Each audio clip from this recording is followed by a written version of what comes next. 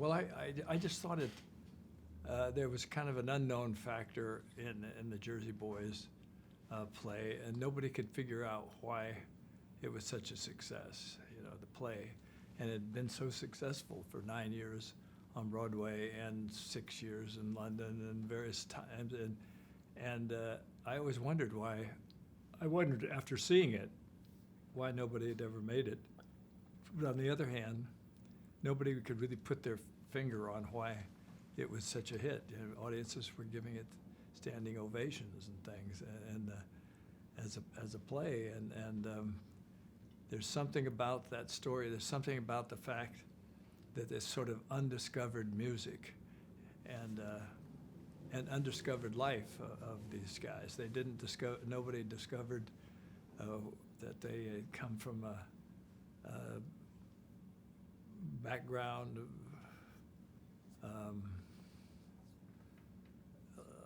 a background that's possible leading towards juvenile delinquency, and they were trying to be singers in 40s New Jersey, which was a kind of tough neighborhoods, and the ideas of being singers and then singing falsetto at that was not a thing to do. It was not like being on the football team or something, or something, being a sports, and a person who excels in sports or something. So then they become successful, and then they become successful, and it gets them out of trouble with the help of gangsters and a lot of different elements. So it becomes a fascinating story, and then everybody forgets about how good that music was. In a rock and roll era where some of the music was pretty inane, and the boy next door kind of singers were doing well or getting hit records, maybe only one or two, but these guys did a whole string of records that made a lot of money, and they did some classic ones in there as well that become classics, that become a classic in any generation. I can't take my eyes off of you. You're too good to be true. Those lyrics would have gone over in any generation, even the great Tin Pan Alley songs and the Mercers and Gershwins and people couldn't do any better than that. And so it's a fascinating thing just to discover. To answer your question, when I just decided I'd try it and take a swing at bat with it. I don't know whether I knew the secret of it. All I know is I enjoyed it when I watched it, and I said, I'm just going to put it together and see if I enjoy it, then I hope somebody else might.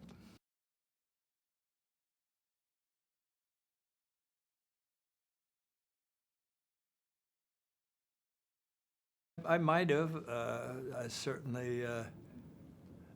I might have, but I didn't. I mean, I was still in the '60s and stuff. I was still listening to Charlie Parker and Lester Young and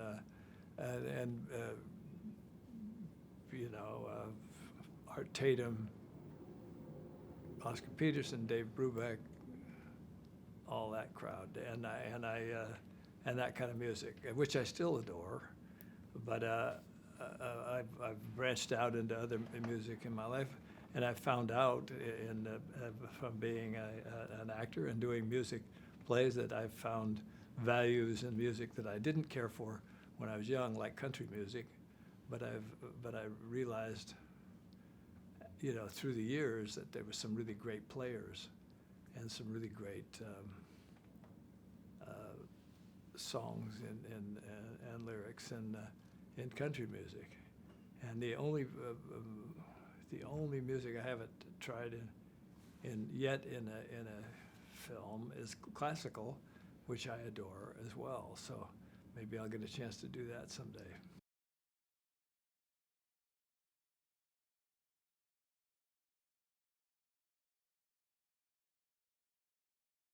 No, I don't think it's a musical. I mean, I think of it in terms of the story.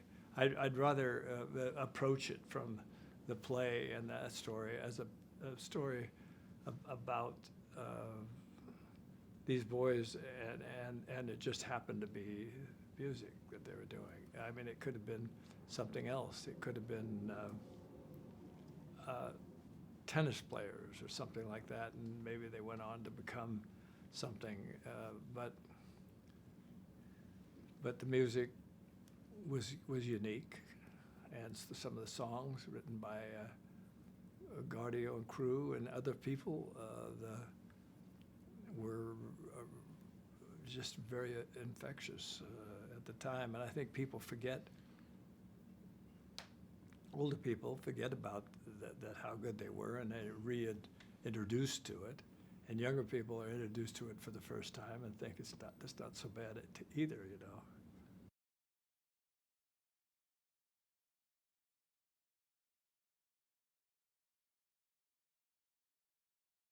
Well, I wanted to, for me, if a big star can come up, is out there who can sing well, play the story well, that's one thing. But to me, you have many companies, all the way from London to San Francisco, Chicago, New York.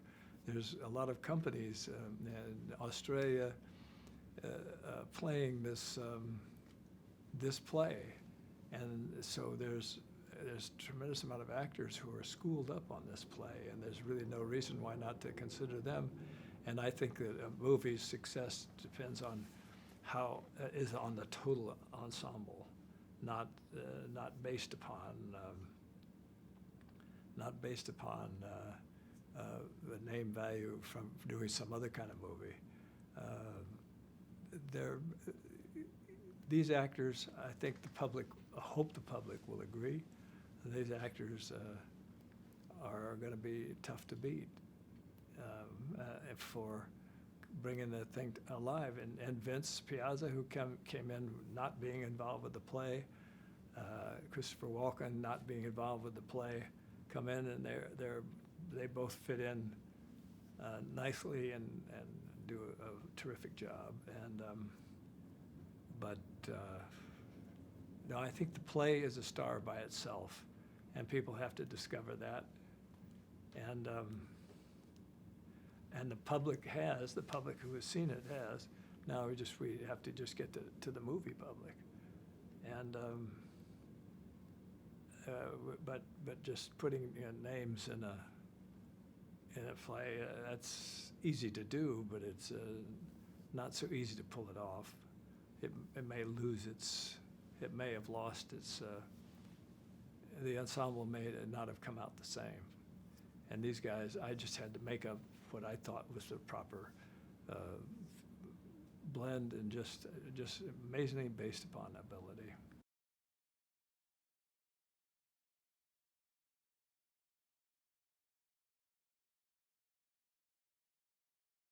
Frankie Valli. Well, I had met him once, I think, years ago, many years ago, and then we met when I was doing the project. I had dinner with him one night, and with some mutual friends, and we talked about it, and I talked about the play and this and that, and he gave me a little bit of the history of the whole thing, his involvement anyway. And then we talked nostalgically about the music of the 40s, because he was raised in that era as well, and the big band era, and Ellington, Stan Kenton, Woody Herman, Count Basie, that era. And then we talked about Sinatra, who was also a New Jerseyite, who grew up, and what it must have been like to be him trying to be a singer in New Jersey at that particular time in history. And so it's pretty big. It was a pretty big deal. Singers were not, and to sing falsetto, like I mentioned earlier, was really a risky thing. If he hadn't had the gangster, or the mobster of Jim DiCarlo on his team, he might have been beaten up badly. So that's one element, and that is a lot of different characters come and go in the play that are interesting. Some of them tragically, and some of them inspirational.